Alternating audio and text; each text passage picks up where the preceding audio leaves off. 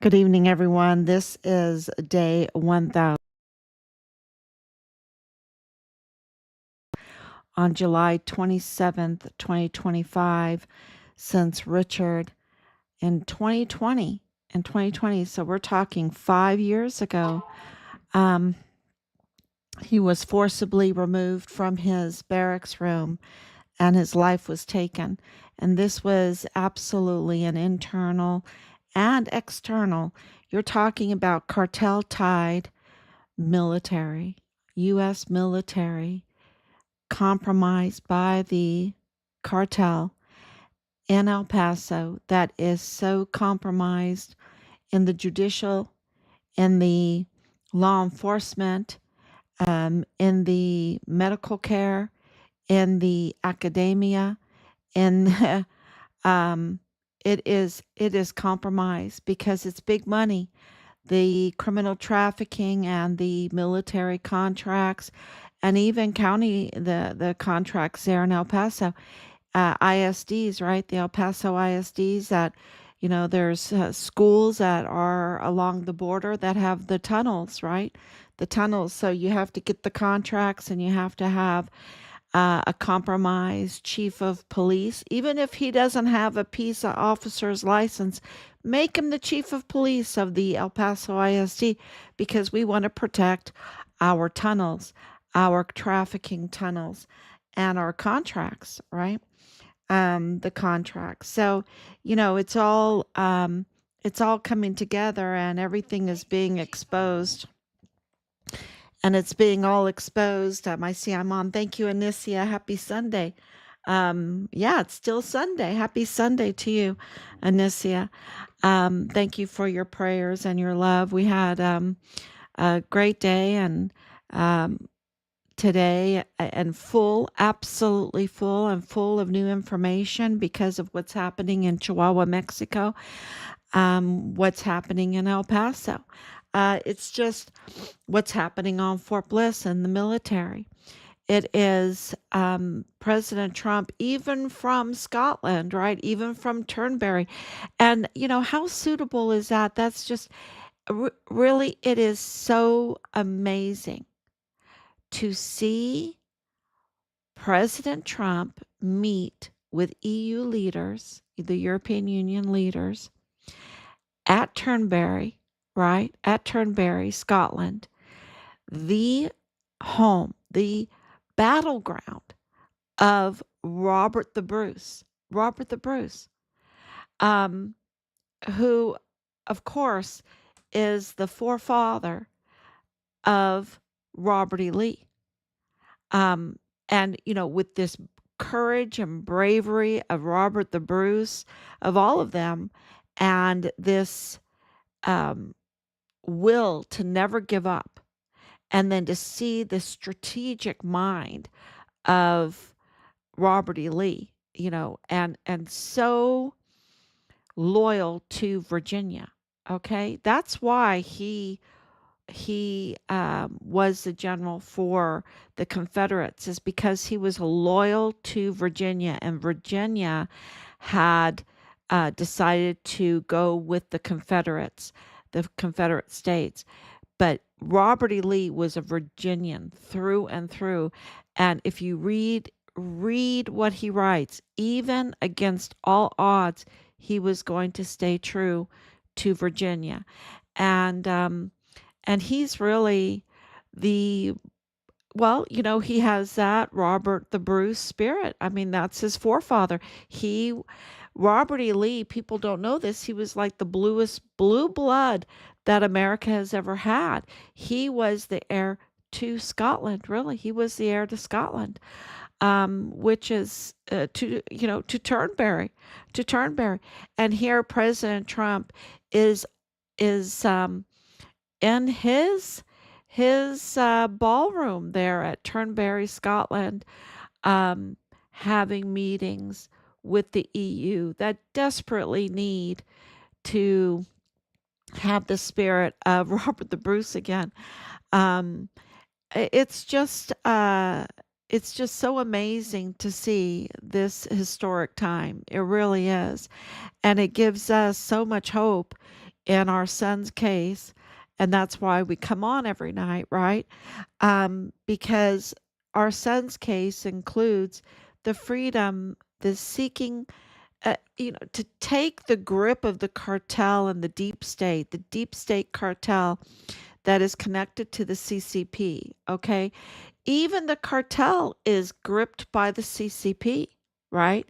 By this deep state, by this trading, this illegal criminal trafficking trading alliance that is it's living hell. It really is a living hell when you think of them trafficking children, when you think of them trafficking military arms, right? Munitions. When you think of them trafficking um, human organs, when you think of them trafficking humans, right? Even corpses, trafficking corpses.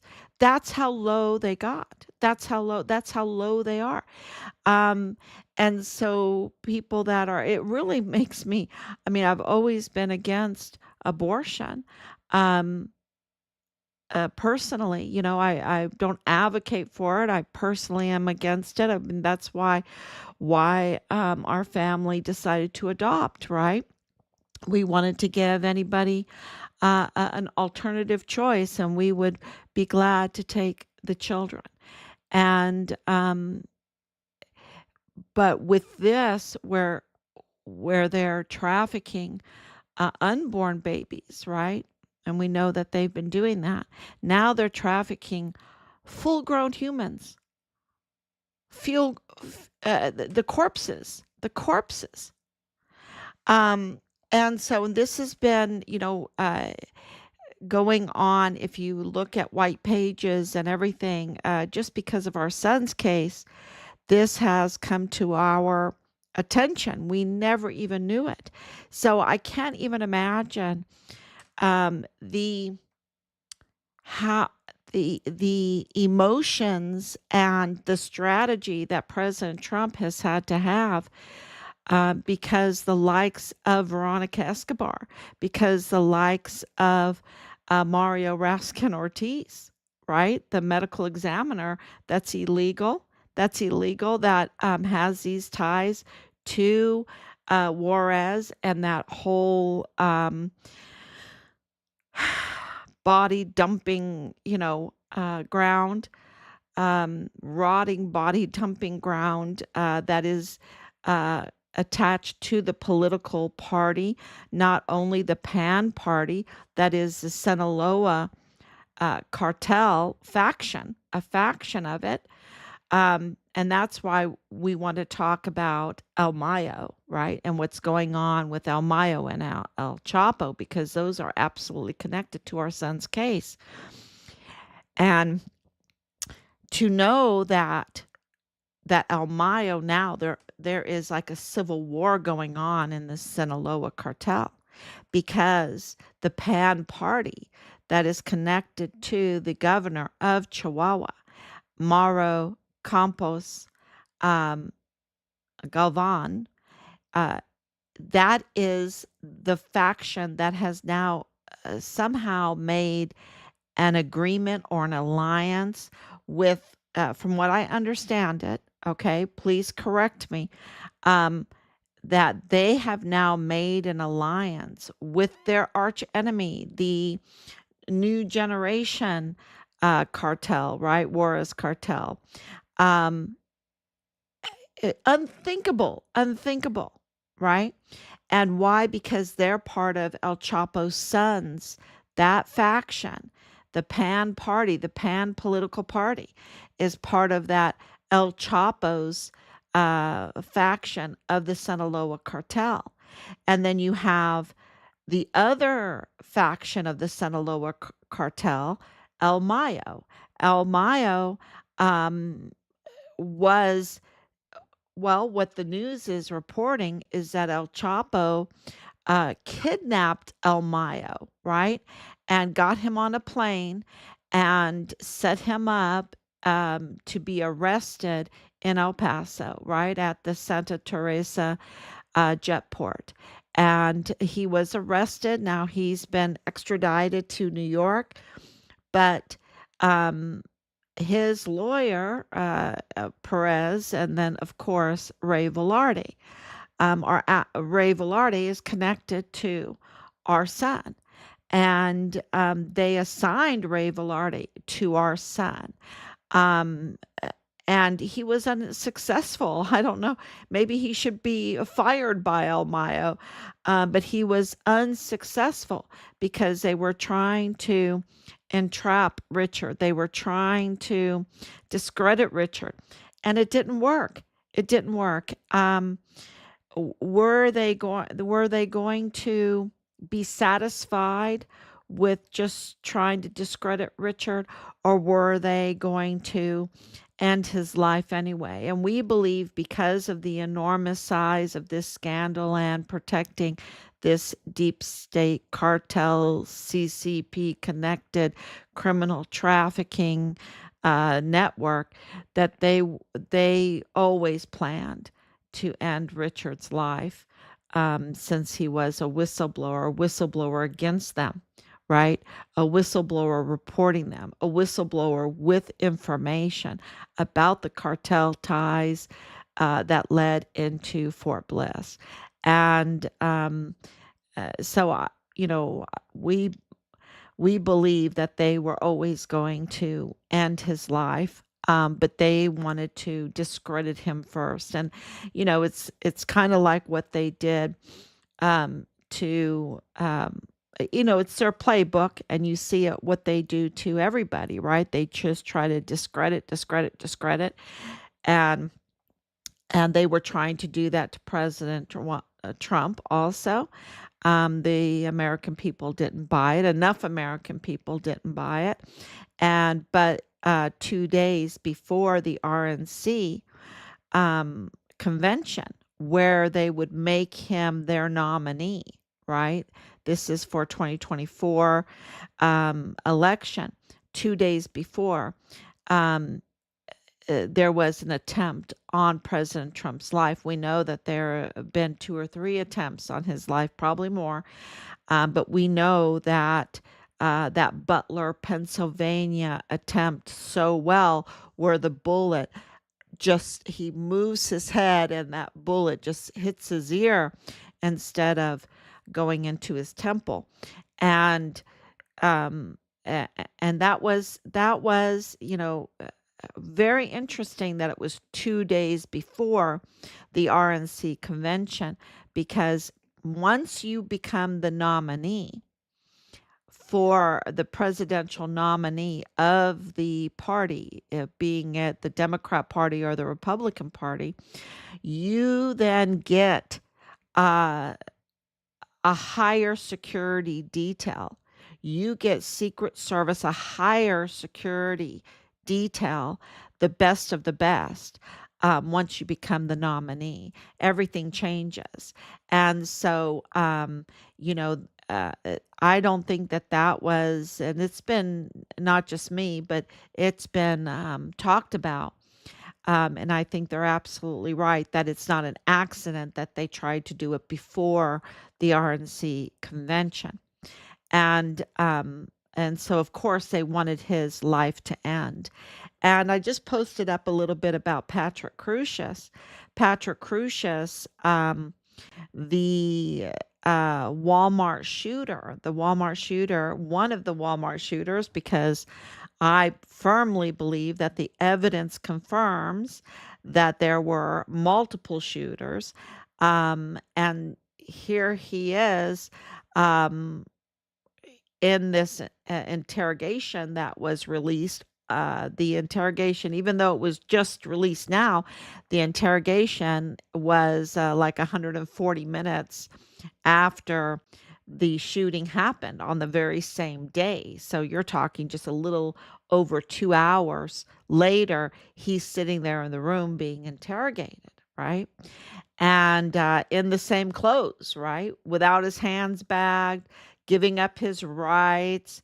Um, no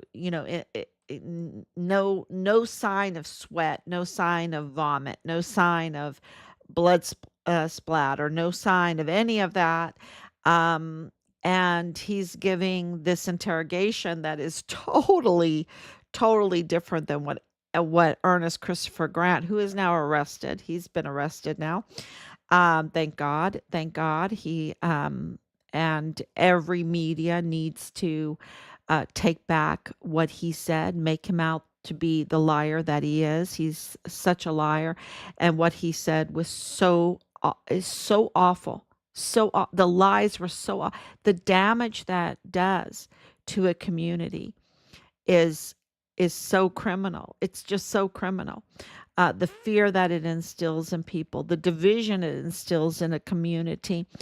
It's just that those lies. It just that's why saying those kind of lies is one of the goes against one of the 10 Commandments, right?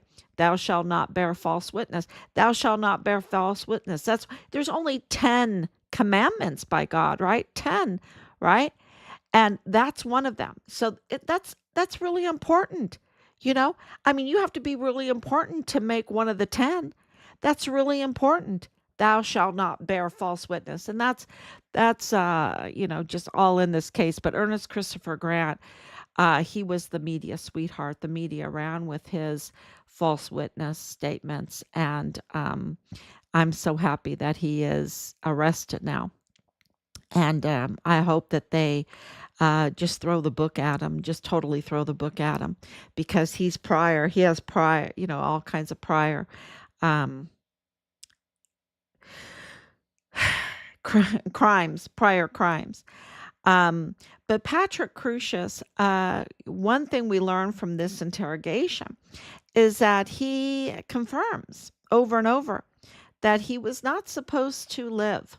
He was not supposed to live. He was expecting to die. I think they sent him on a kamikaze mission, right? I think that this operation sent Patrick Crucius on a kamikaze mission.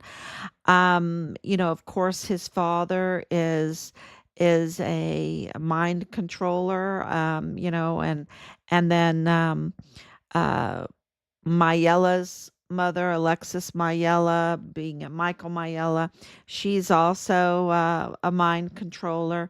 Um, I I just I think that they sent him on a kamikaze mission, and he says that he didn't expect to live. He couldn't believe it that he didn't get shot at. He thought someone would shoot him, that somebody would shoot him. Um, you know, and so, that I think that was the biggest um, upset of this operation for the deep state, was that Patrick Crucius didn't oblige. He didn't oblige. He stayed alive. He stayed alive, and thank God. Thank God, because now we can hear it from him. I think the case is going to be opened again. I really do, because of all of this information, and plus there's a new sheriff in town. The FBI, has a lot of cleaning up to do, right? So we heard that from Dan Bongino yesterday or day before yesterday, that he's just shocked at what's going on, and he'll never be the same again. Oh, I can say that too. I've just absolutely been shocked. But it seems that there's so much going on here, that what is our focus, that we can get Richard's body remains and get accountability. And of course, reopening the Walmart mass shooting, because the same people that orchestrated this shooting are the same people that orchestrated the our son's case. Let's just say that, our son's case. It's the same people. Okay. And that's connected to El Mayo. Okay. El Mayo, what's happening? That faction of the Sinaloa Cartel, because you don't send in the leader of an entire faction. You're talking about, is he a millionaire? Is he a billionaire? What is El Mayo? Is he a millionaire? Is he a billionaire? We know he's a leader, and we know that he's not doing health wise. He's not doing good. I think since January 2025, or I think January 20th, 2025, I think he's probably doing better. I think he's getting care because of this civil war that's going on. There has to be a reason why they're afraid of El Mayo right now, right? That they're that the Pan Party faction, the El Chapos, and I wish I had the names. Good evening. Thank you, Aaron, for coming on. Thank you, Martha, too, for your prayers and your love. Um, and please correct me when I'm here, but the El Chapo Sons faction of the Sinaloa Cartel, they wouldn't make that alliance with the new generation Juarez cartel, their arch enemy, if El Mayo wasn't a threat to them, right? If El Mayo, because we know like a year ago, or yeah, like a year ago, he showed up in the El Paso court in a wheelchair. He was not doing good. Okay, he was not doing good, and we heard through our connections in El Paso that he truly did have some health problems. I mean, he's 77 years old, right? So, but I think since January 20th, 2025, um, I think he's been getting some health care because Scheinbaum is upset that there are plea deals going on and she doesn't have her people in there with the Americans doing these plea deals, having access to the plea deals, to the information that Almayo is releasing. And we know because there's a Mexican name for the signs that his faction, his people put out, right? These signs all over Juarez and probably in Sinaloa, um, of naming names of the Pan Party faction, the El Chapo sons, uh, and the Pan Party are the same part, running this body dumping ground, right? This rotting body dumping ground. And it that is connected to, of course, Bill Hicks, to Purchase Funeral Homes, to Mario Raskin Ortiz, who's illegally holding the position of chief medical examiner. I'm hearing some rumors when it comes to him too. And so, uh, you know, what's happening with El Mayo, what's happening with the civil war within the Sinaloa, what's happening to the scrutiny, that the pressure that is going on against the Pan Party and El Chapo's son's faction of the Sinaloa cartel, because they're an FTO now, right? They're an FTO. So financially, they have taken a beating. Financially, they're taking a beating. And what this article that I posted, what it's saying is that the Sinaloa cartel could very well be on its last leg. Both factions be on its last legs. Now, that's amazing. That is so amazing. And in that, um, what does that mean for Richard's case? What does that mean for finding Richard's remains, right? Because them getting weak, right? Them and it's all about finances, right? When you turn off the spigot, the U.S. aid, the border being shut, the of course the Panama Canal, right, where they would do a lot of their criminal trafficking. So they're every which way. You see, Marco Rubio went down to Panama. Um, you know, we have very close Panamanian friends um, that really love Richard, that really love Richard, and absolutely saying that there has been major change going on. The spigot is being turned off down there for the cartel operations. The spigot has been turned off on the U.S. border, closing the border down to this criminal trafficking business.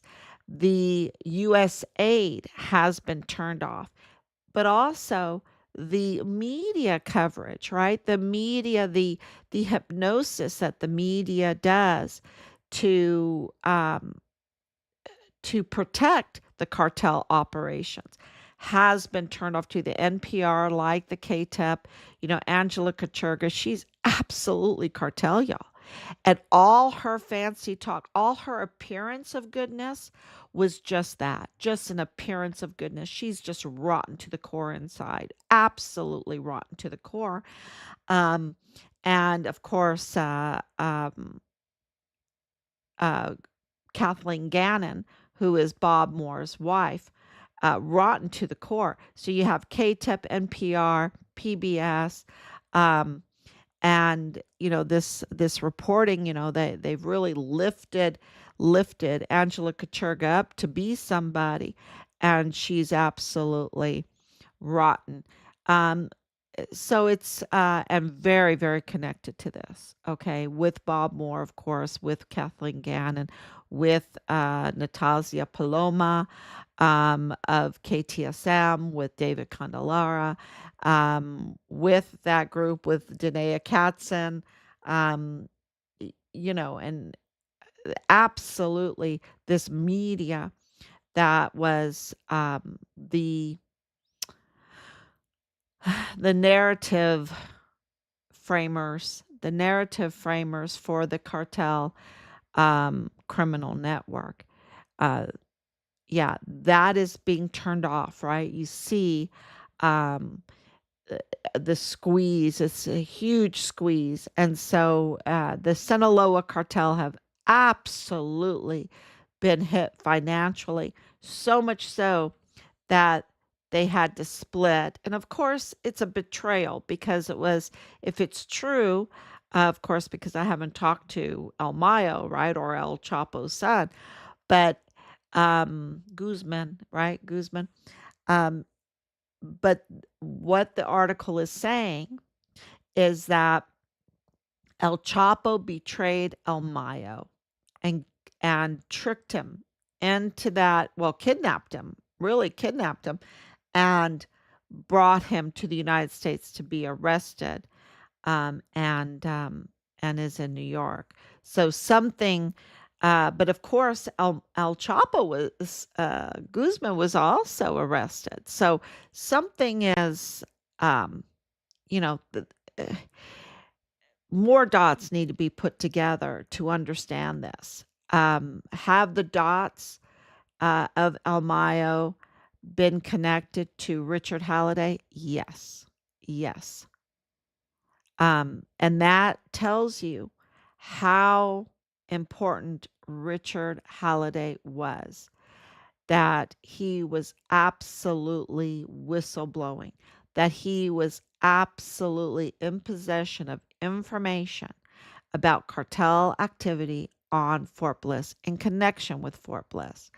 And the evidence confirms that that's exactly why the retaliation was so constant and so severe in both the military and in the civilian and cartel sector, with Manny Chavira, with Bob Moore, with Ray Velarde, with Melendez, with um, so many. Any updates on locals affiliated with El Mayo? Um, Well, are they affiliated with the Juarez cartel? Because Manny Chavira is the Juarez cartel. Um, are they affiliated with the Juarez cartel? Like Rosa Maria Valdez Garcia? Is she Sinaloa? Is she the Juarez cartel? Is she New Generation? Is she with Mauro Campos, which is the El Chapo's um, faction of the Sinaloa cartel. And that's important to know because New Generation and Sinaloa are FTOs, whereas the Juarez cartel is not. Is not. So this is, you can still be doing business with someone that might belong to the Juarez cartel. Let's say cutting their lawns, let's say selling them a house, selling them a car, going to their restaurant, and you're not aiding and abetting an FTO. But if you do any kind of business with the new generation and with Sinaloa, you are aiding and abetting an FTO. So that's the big difference, right? That is a huge difference.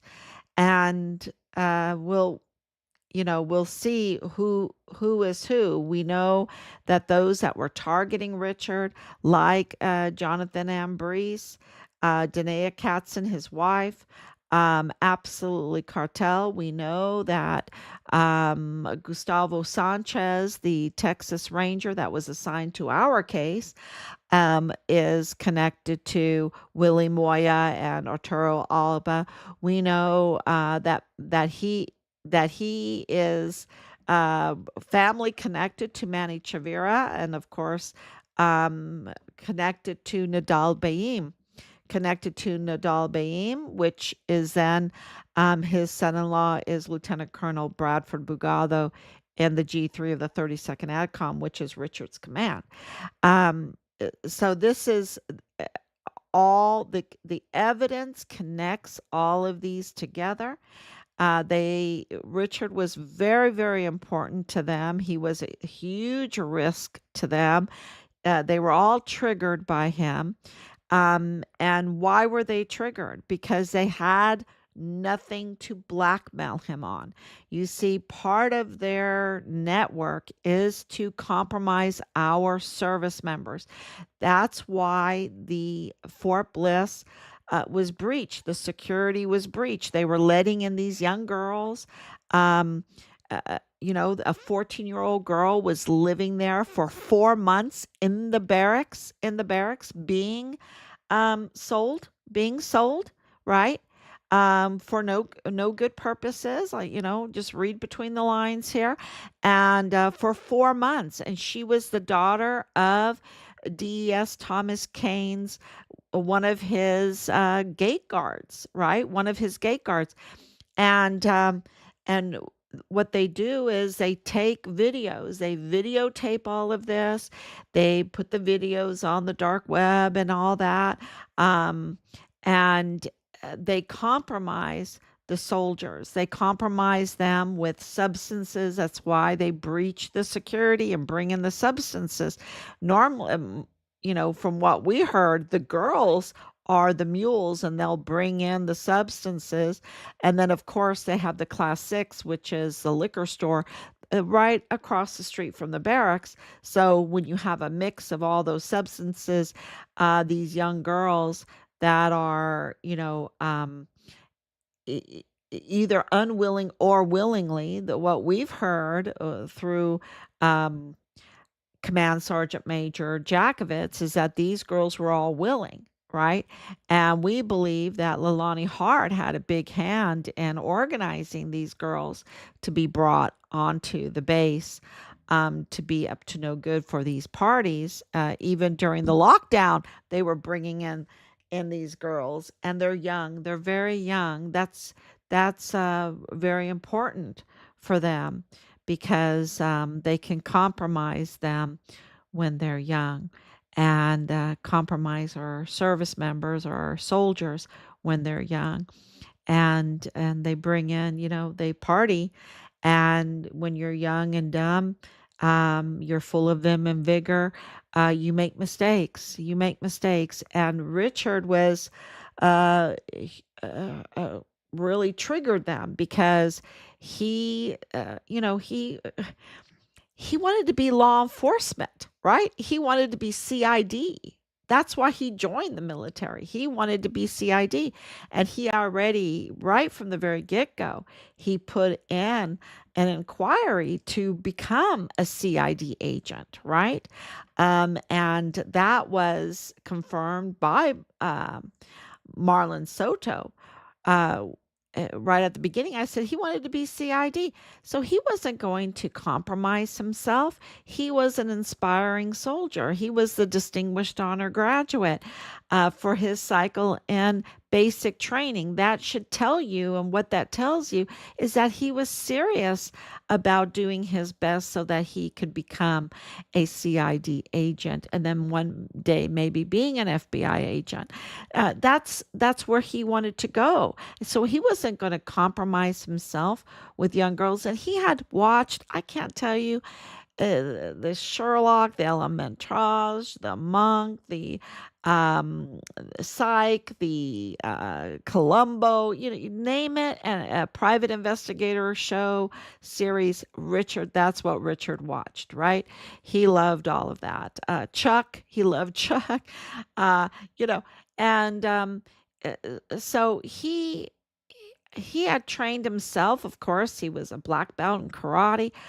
He had trained himself to see, investigate already, document already. That's what he wanted to do. And so they couldn't compromise him. You see, he wasn't even willing when Boleyn called him to frame him that night of the party of the 25th of January, which happens to be the date A&R Chavira um, finalized the um, registration for his car. The same date, the same day. They couldn't wait. See, they couldn't wait. As soon as they had him registered in that car, they sent out their attack dogs, and Boleyn Rocha was one of them. And she had called him. He wouldn't even go into the party. He's like, yeah, I'll drive you so you don't have to drive, but and I'm thinking that he started doing like an Uber or something like that. Um, and, that needs to be brought up again. I'll write me a note there. Okay. Um, because there's so much to backtrack on, to reinvestigate and everything. But she absolutely brought him to that parking lot, and he refused to even go in. And so, nothing stuck, nothing stuck.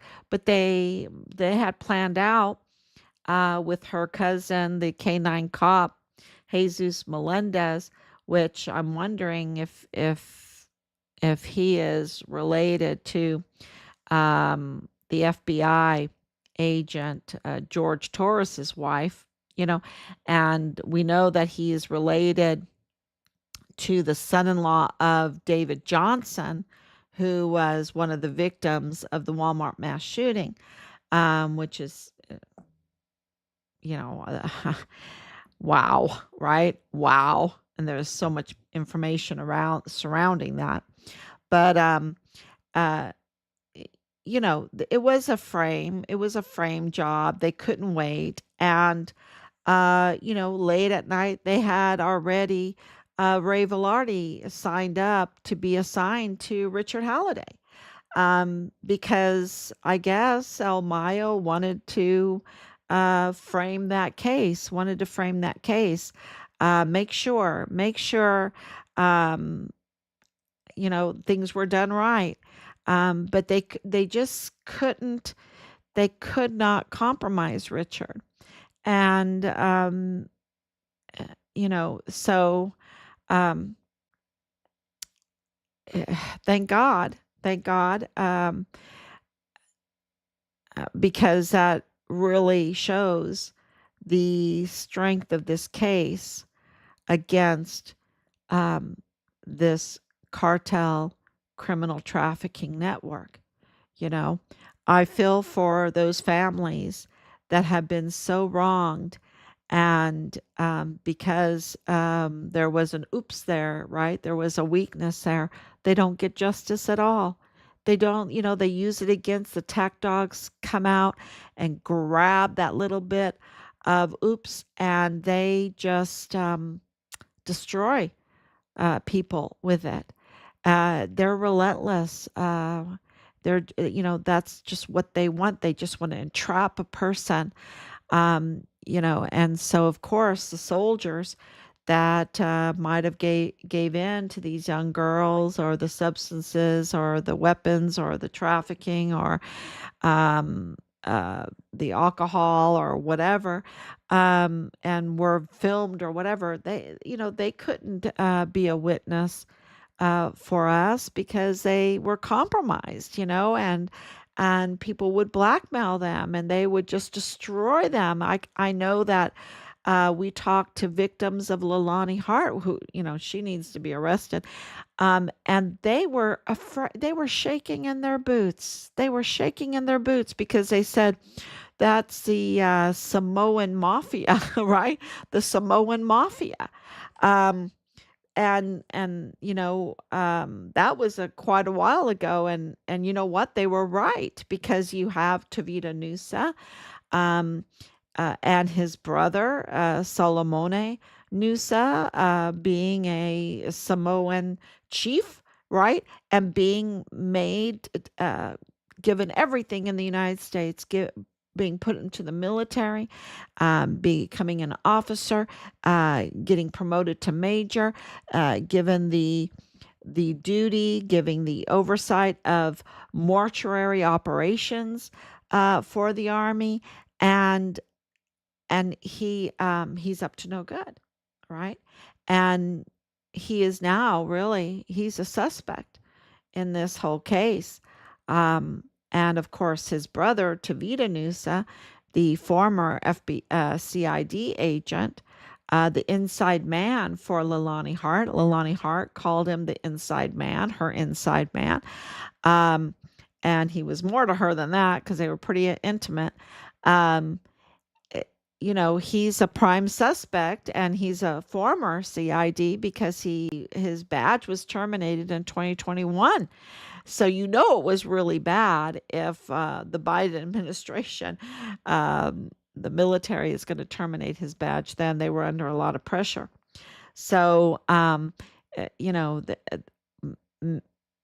now you see there's all these factions in this, but there is common denominator, and the common denominator is that they are connected to the cartel, connected to the CCP. Matter of fact, the CCP, or the Chinese, come through the Mariana Islands. There is no visa to come in to the Mariana Islands, which is a real problem. And just this week, the leader that was trying to work with Marco Rubio to fix that problem and put in the need for visas, right, to shut that part of the border, the Mariana Island part of the border that's very close to Macau, because they have all of this gambling there, right, and the gambling is just enormous. It dwarfs um, Las Vegas, right? Las Vegas is nothing compared to Macau and the Mariana Islands and that. And so, is the Trump administration aware of Richard's case? 100%. Because, okay, go back to the Walmart mass shooting. So why did the deep state, and I'll finish the Mariana Islands, that's where the Chinese come in through, and that leader, I think it's the governor of, or the prime minister, or of the Mariana Islands, he just died this week, and they don't think that it was, an accident. So that's a big deal. There's things going on, right? Um, and so this is you have to look at the bigger picture of this whole thing. Now, going back to Trump and knowing Richard's case, well, of course, we know that he knows because he's let us know that he knows. Um, and of course, Bongino knows, the FBI knows, and several. Um, we our family has even had a personal meeting.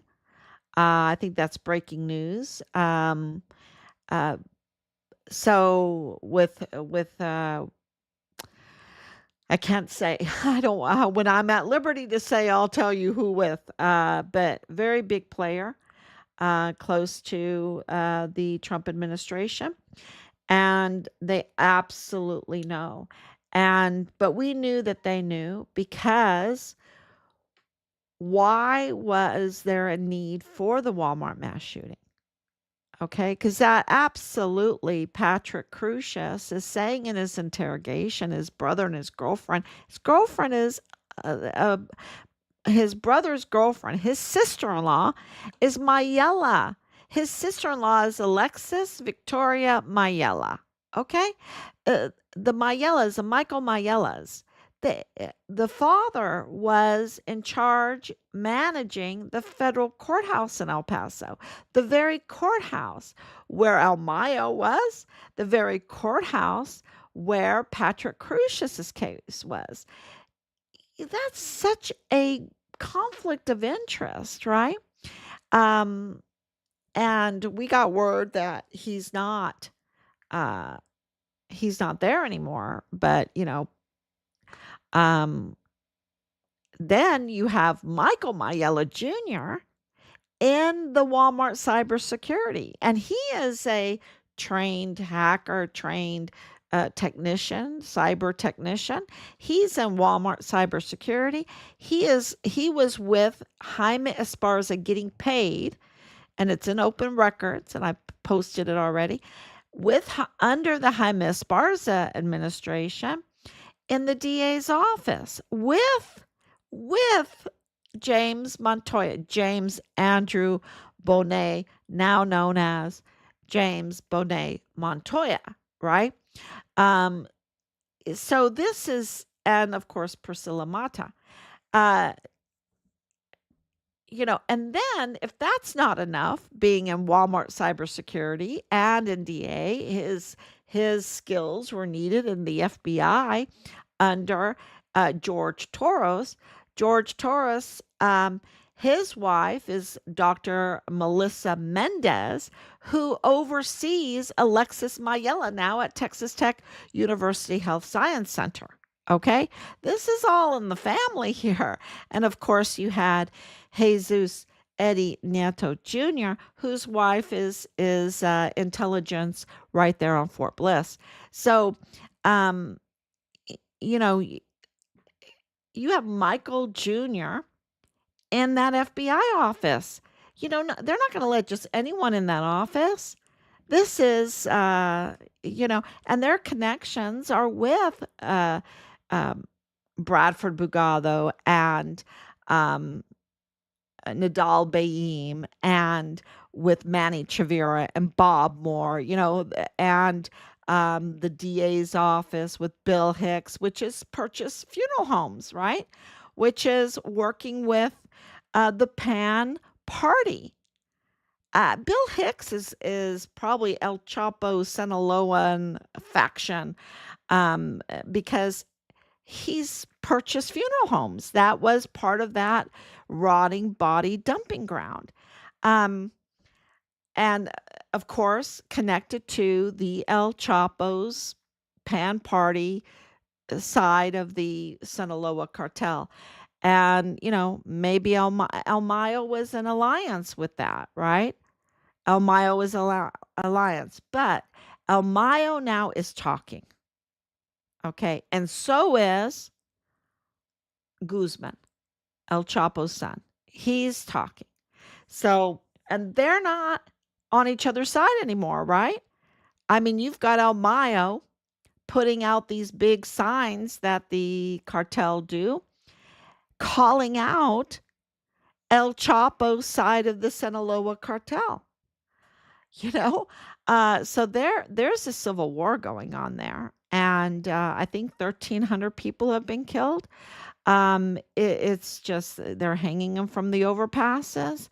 Um, it, it's um, it's it's a terrible thing.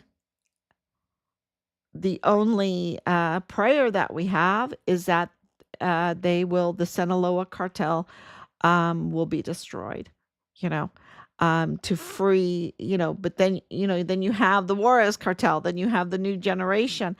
Um, it's, wow.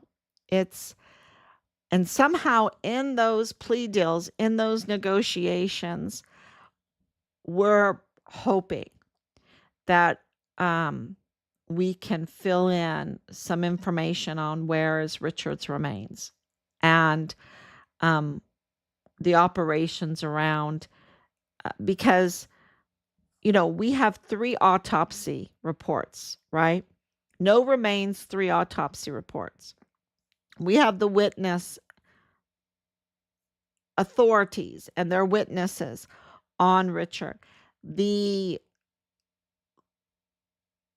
evidence shows that Richard was dismembered.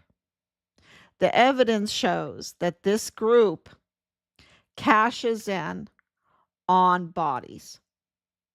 Richard was valuable. Richard was SGLI. Did they have someone in the VA, in the IDS Pueblo? Did they have someone there? They had a few people there. Okay. They had a person there connected to uh, the cartel. They had they're all connected to the cartel, but they had a person in there that was connected to Leilani Hart, her own husband, James Hart. Of course, now they're divorced, just like Nadal Baim, because things are happening behind the scenes, and they're trying to protect their property and that. So it's, but there's others that are connected to the scams that were going on in the Veterans Administration, to the collection on deceased soldiers, and also on disabled soldiers. There are a lot of scams going on. And so, why would they dismember Richard? Well, they could identify him in the United States and then impersonate family. And they've could do that in many different ways with us, right? They could impersonate family, um, and collect on the benefits, and then take part of him to Mexico, and then they cannot identify him there and say he's an unidentified migrant, and they can collect, and even in they might have triple dipped on him, because they might have taken part of him and said, oh, this is a stateside unidentified migrant that we have found, and then they collect on U.S. aid funds for his remains removal. And then they can, because of Mario Raskin Ortiz's connection to that whole funeral world and mortuary world in Juarez, Mexico, they had that connection. And because of Tavita Nusa's connection to his own funeral world, he's a surgical technician also, because his family is part of that. And then, of course, Solomone is mortuary operations. Um, and so the mortuary world, the funeral world, they had that all covered, and they could triple cash in on Richard. Which, try sleeping with that if you're the mother, right? It's been absolute hell. It's been absolute hell, these are the most wicked people, and that's why I say the death penalty needs to be on the table big time, large. No other thing should be on the table, right? Just the death penalty. And we need to get this accountability because no other family, and I'm getting contacted by other families that are so afraid this happened to them too. Okay, because when they saw those bodies and and they're unidentified and they're supposed to be cremated and they're not cremated. And then we find out that some of those urns went to the families that were full of ashes that were really animals, not their loved ones, but animals. So the fraud is just it's sacrilegious, right? It's a sacrilege. It goes to a faith, right? A lack of faith or a hatred of anything good. Um, so yeah, it is. Thank God they know. I don't think a Democrat president would have helped. Well, we were willing, and we were absolutely working with the Biden administration. Um, and we were absolutely willing to work with Veronica Escobar. We met with her twice. We were willing to meet with anybody that would have oversight, that had the position. Um, and I will tell you this, the Biden, um, Rosales was Democrat and she was looking into Richard's case. But look what they did to her, right? Look what they did to her. And now she's just, she doesn't want any part of anything. They scared the heck out of her. Uh, but Veronica Escobar I think her blood is black. I think her blood is green. Maybe I think she's just toxic. She's just totally toxic, and not red blooded. Let me tell you. Maybe I don't know. She's some monster. And Biden, I just don't think he was competent at all. And of course, we know that he was, the the who was doing the main crimes was Obama. And I will tell you this, that Obama had a hand in this. Okay, I will tell you that we have evidence that he was absolutely part of what was going on in El Paso. And yeah, it was Obama. So you know, I think Biden was really a puppet in his 4 years. Really, I mean, he just wasn't. He was kind of like a patsy, kind of like, and I don't want to make excuses for him, but um, because he had aligned himself with these criminals, and of course, his son and everything. I think Hunter is really bad news. Um, but I don't think that Biden knew what was going on. I think he was too worried about, he just wanted to sleep. He just wanted to sleep. He would, call the lid at 4 o'clock and want to go sleep. So he just wasn't with it, and they were leading him around, and you see that, and it got worse and worse, and they were covering up for him. So he just was ineffective, and uh, but Trump winning, Richard was a whistleblower for the border, and the Walmart mass shooting was a diversion from those investigations and the audits. Richard came first. Richard came first. Then the Walmart mass shooting, and then the targeting, and then the taking of his life. Okay, that's what people need to know. And the main target of all of that was President Trump and the reelection. They wanted to sabotage his reelection. They did not want him to go into office because he's not part of them. I'm not saying he's this perfect person, but he's not part of them. And so they did not want him, and he was the main target. And Richard corroborated the he was the whistleblower. So he was the main witness to these investigations, to the audits, to the criminal activity that President Trump was looking into in 2020, right? In 2019 and 2020.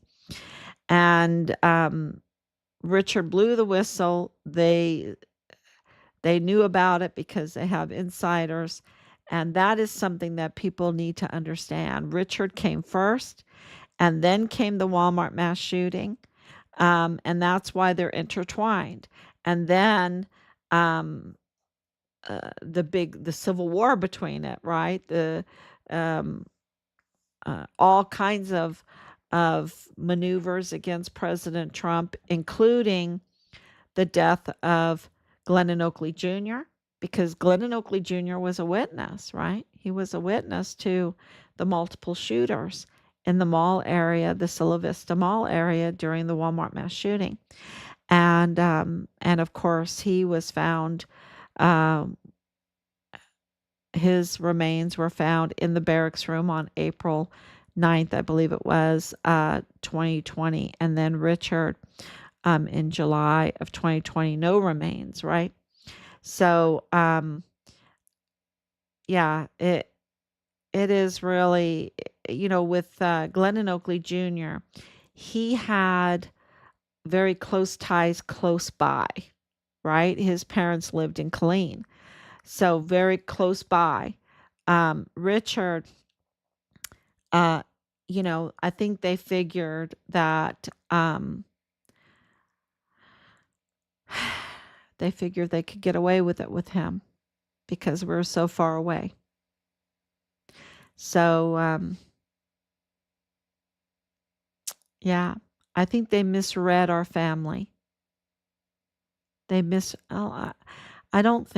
know they misread our family. And because these are people that plan things out, they plan things out because they run these big billion-dollar networks, and they misread our family. Yeah. And what they did was, they've done to so many people. That's confirmed. And just, since this whole year, 1,300 people in Chihuahua, Mexico, have lost their life. That, yeah, it's so we absolutely have to get accountability, and we have to pray, work and pray, right? To pray is to work is to pray. You have to put the effort into it, and you have to have the faith to do the right thing, just do the right thing, and, take that risk, that God will work it all out. Even if we don't understand how he's working it out, he'll work it out. And if that means the end of the Sinaloa Cartel, and who knows what else is going to happen, and get that kind of grip off of the people of Texas, of the United States, and also in Mexico. And you have to remember this reached over to Germany because the German national, Alexander Gerhard Hoffmann, he was targeted. So, and that fraud goes all the way to Germany. The fraud perpetrated on his remains, and his memory, that goes all the way over to Germany. So, Yeah, and of course, this is Samoa. I mean, this is just international. This is just huge and international. And they didn't want the fight on the cartels also. I think that we've made huge progress because, what President Trump has done is made it where people can say the word cartel. They can say, "Oh, it's a cartel," because you know how many calls I got of bad actors telling me, "Oh, this has nothing to do with cartels," and I would say, "How do you know?" "Well, I know." I'm like, "Well, how do you know?" You know, your son had nothing to do with and this has everything to do with the cartels. So they were absolutely, bad actors and just trying to mislead, and that's what they do. They give you the perception that have all this goodness and benevolence, and yet they're just criminals. They're up to no good, and it's really hard to go through that when you're trying to get information on the whereabouts and the prime suspects in our son's case, and you have these bad actors, and um, yeah, we've had lots of those, because they have a system and they're so used to it, and they groom their people to be liars, right? To be false witness, to be criminals, and to be con artists, and it, it's just very, very clear that this is a criminal operation, and people will be much better off um, if that comes to an end. So, thank you everyone for coming on. Um, and we will be back tomorrow, God willing. And yeah, thank you so much. Please share everything. I know it's just, um, sometimes you might feel like it's risky to share. It's risky not to share. It's far riskier not to share. So please share this information and the posts. And thank you so much. God bless you. Bye bye.